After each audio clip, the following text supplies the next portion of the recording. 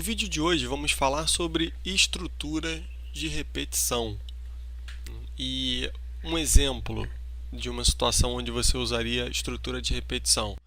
Tenho uma lista de clientes e preciso exibi-las para o meu usuário, tá? Então, isso vai ter uma configuração na tela e tal, mas uma das formas de você fazer isso é você iterar sobre uma lista e ir apendando os valores na tela, tá?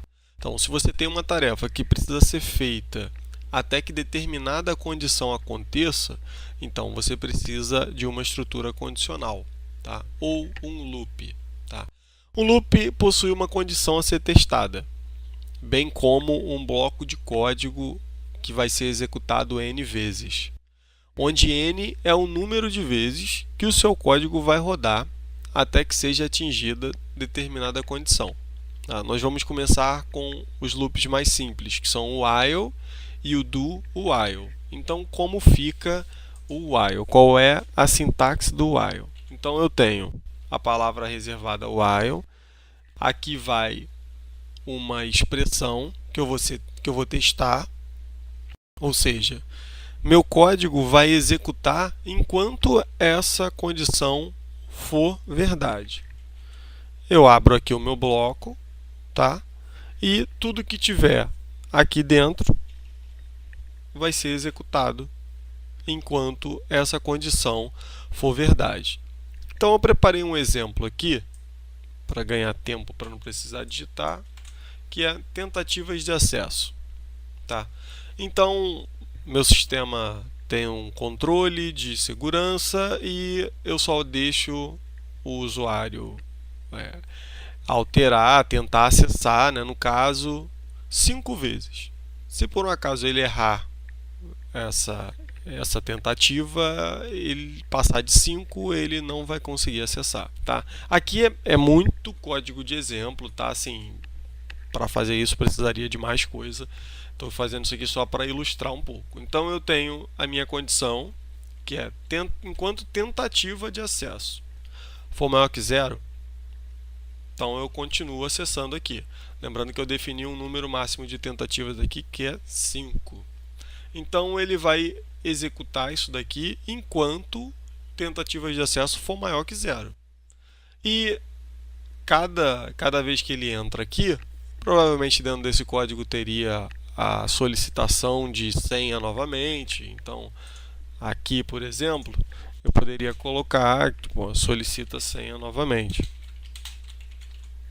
E ele vai pedir a senha novamente, tá? E quando isso aqui for verdade, eu vou sair desse bloco, tá? Eu vou mostrar para vocês como sai do bloco também. Então vamos ver o que acontece. Então ele coloca aqui nessa linha, tente novamente com outra credencial. Continuou a senha, as credenciais não sendo atendidas. Executa novamente e por aí vai, até que essa condição aqui não seja mais verdade, tá? Então basicamente é isso o loop while. E como eu sairia desse fluxo aqui? Eu interromperia esse fluxo. Bastaria, vamos imaginar a situação que lá pela tentativa 3 teve sucesso na escrita da senha. Então eu vou, para simular, eu vou colocar aqui if tentativas de acesso igual a 3. Eu vou botar aqui um break. Quando eu uso break, eu estou quebrando o loop de repetição. Então, ou seja, ele vai repetir isso daqui até quando tentativas de acesso for igual a 3. Então eu vou dar F7 aqui para executar. Beleza. Ele executou 2 vezes só. Tá? Então eu consigo sair de um loop dessa forma, utilizando o break. Agora vamos para o do while. O do while, a principal diferença, que eles são muito semelhantes, o while e o do while, a principal diferença é que o do while executa pelo menos uma vez tá? E só vai executar a segunda se a condição estiver correta, se a condição for verdadeira. Então, como funciona? Vamos tirar esse código todo aqui. Vamos começar de novo. Tentativa de acesso. Ok. Do. Tá ok? Abri meu bloco. E aí, nesse momento, eu posso pedir a senha para o usuário. Então, solicitar a senha. Tá, beleza, ele solicita a senha. E aí, se for errado, eu venho aqui, tentativas de acesso, e diminuo 1 desse valor. E coloco o while aqui, por isso do while, que repito aquela condição, tentativas de acesso maior que 0. Enquanto for maior que 0, continua fazendo isso. Então, ele vai executar a primeira. Deixa eu colocar aqui que eu não botei a linha do console. Logo aqui embaixo.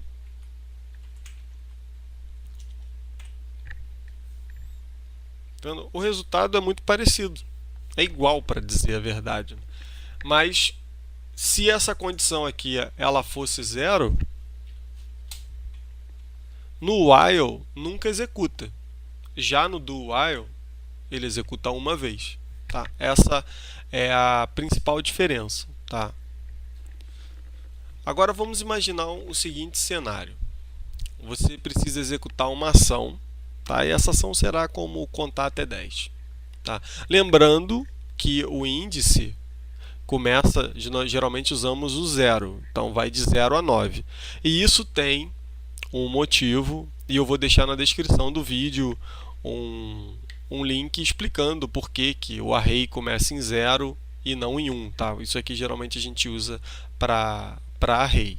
Tá? Então vamos aqui para o exemplo. Primeira coisa, vamos declarar uma variável que a gente vai chamar de variável contadora, vai ser o nosso count. Então, geralmente usamos o i.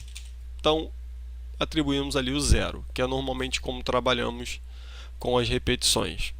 E aí agora eu vou copiar aqui o restante do exemplo. Tá? Então eu tenho o while true. Ué, como assim o while true? O while true significa que eu vou rodar para sempre. Entenda para sempre enquanto tiver memória, enquanto o sistema não for interrompido. Ou que eu tenha uma condição onde eu vou usar o break. Beleza? Então, para mim, aqui eu vou contar de 1 até 10, tá? Porque eu estou somando 1 aqui. Então, o 0 vai ser 1, o 9 vai ser 10. Ok? Então, eu vou contar de 1 até 10 e vou imprimir esse resultado para o usuário. Tá ok? Então, como fica aqui no console? 0 até 9. Se eu passar essa linha aqui para cima, eu tenho de 1 a 10. Tá ok? Então, é dessa forma que nós faríamos um loop usando o while, que conta até 10. Tá? Eu poderia também colocar essa expressão aqui em cima. Não faria muita diferença nesse caso. Ele continuaria iterando dentro do loop até chegar nessa condição. E essa condição seria a condição de saída. Tá? Só que para isso, tá? Isso aqui foi só uma explicação, não é recomendado você usar dessa forma. Tá? Para esses casos, existe um loop específico, que é o loop for. Tá? Então, como é que o loop for é formado? Eu tenho aqui a palavra-chave for, abro parêntese, e aí eu tenho a primeira expressão, a expressão 1, ponto e vírgula, expressão 2, ponto e vírgula, expressão 3. Tá? Cada expressão dessa tem um papel bem definido. E eu tenho aqui o meu abre e fecha chave para definição do bloco. Ok? Então, esse é o bloco for. Então, o que, que a primeira expressão faz? Ela normalmente é aqui onde a gente declara a variável contadora, que é aquele var i, né? Normalmente a gente dá o valor, dá o nome da variável de i para essa variável contadora e atribuímos o valor de 0. E aí a gente tem aqui o ponto e vírgula para finalizar essa expressão. A expressão 2, ela avalia se o loop deve continuar ou não. Beleza, já vimos que no exemplo anterior ele vai executar enquanto o i for menor ou igual a 9. Então eu vou colocar aqui, né, no lugar da expressão 2, i menor ou igual a 9. Beleza. E aí eu tenho o meu bloco de código. Esse bloco de código vai ser executado ao longo das minhas interações. A cada interação esse bloco é executado. Então, lá no outro exemplo, eu tinha aqui um console log, e aí eu estava somando, eu estava fazendo isso aqui, na verdade, né? Estava colocando i, recebe i mais 1. Era isso que eu estava fazendo. Mas, como eu estou usando for, eu não preciso fazer isso aqui. Eu vou apenas colocar o i mais 1, que lembrando aqui não vai ser impresso, só para a gente ter o valor 1 e ter o valor 10, não ter o valor 0 e o valor 9, tá ok? E por último, eu tenho a expressão 3, que a expressão 3 ela é executada quando o bloco termina a sua execução. Normalmente, essa expressão vai modificar a variável declarada na expressão 1, que é a variável i. Então, eu quero que isso aqui vá crescendo de 1 em 1. Então, eu boto i mais. Ok? Ele vai somar o valor de i, ao valor de i vai somar 1. E aí eu vou dar F7 aqui para a gente executar. O comportamento tem que ser exatamente o mesmo que está aqui, que era do while. Tá aí. Mesmo comportamento. Para esses casos, o loop for é muito mais interessante. E aí o que acontece? Declarada a expressão 1, a expressão 2, a expressão 3 e o bloco, a execução fica expressão 1, aí avalia a expressão 2, executa o bloco, executa a expressão 3. Aí executa a expressão 2, executa o bloco e executa a expressão 3. E assim vai. Tá ok? É dessa forma que a gente vai continuando a execução. E aí, como eu posso fazer? Vou deixar comentado aqui porque já vamos voltar a ele. Para eu colocar um loop infinito no while, eu fiz isso aqui, né? While true e passei o bloco. Eu não vou executar aqui porque ele vai executar infinitamente, pode ser que trave. Então eu não vou fazer isso, não vou mandar executar dessa forma. Como eu faria um loop infinito dentro do for? É só fazer isso aqui, ó. Eu não declaro nenhuma expressão. Tá? Essas expressões elas são independentes. Então, aqui é o espaço da expressão 1, aqui é o espaço da expressão 2, aqui é o espaço da expressão 3. Se eu tirar tudo, eu vou ter essa seguinte situação. Eu vou ter um loop infinito. Tá? E eu poderia até definir só isso aqui, ó. var j. Tá? Coloquei outra coisa aqui. O j vai executar enquanto for menor ou igual a 9. Tá? E aí eu abri o bloco, copiar aqui rapidinho.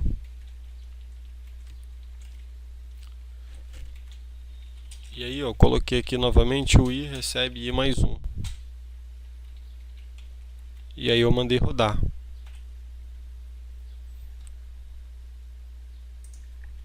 Eu botei j aqui, né? Não vai funcionar mesmo. Mesmo comportamento. E eu deixei o bloco 3 aqui, ó. Tá vazio o bloco 3. Ou seja, eu posso não preencher todos os blocos. Pode ser que faça sentido em alguns casos para vocês. Mas os blocos são independentes. Tá? Eu preciso ter esse bloco tem que ter. Porque eu preciso saber quando eu vou sair do loop. Né? Se isso aqui ficar sem essa condição de saída, não vai fazer muito sentido. Então, tendo como base que vocês já entenderam como é agrupado o for, vamos trabalhar em algumas outras coisas. Vamos supor que eu coloque aqui que eu quero que imprima, né, o valor do i. Aí eu coloco o i mais 1 aqui, né, lembrando para ficar de 1 até 10. Só que quando o meu i, né, se o meu i for igual, botar menor, tá? For menor que 3, eu nem quero imprimir. Tá ok? Não quero imprimir nada quando o i for menor que 3. E eu vou fazer o quê? Mas eu não quero que ele imprima quando o i é menor que 3, mas eu quero que ele imprima o restante dos números. Ou seja, eu não posso usar break, porque break sai do meu loop. Então eu uso uma outra palavrinha-chave chamada continue. Ou seja, quando essa condição acontecer, quando o i for menor que 3, não executa o restante do código e pode avaliar de novo a expressão e incrementar o i. Então olha só como é que fica. Ele imprimiu 4, 5, 6, 7, 8, 9, 10. Eu não precisei continuar a execução do for, parei ali naquele bloco, mas não interrompi, não quebrei o fluxo. Ele vai continuar sendo executado.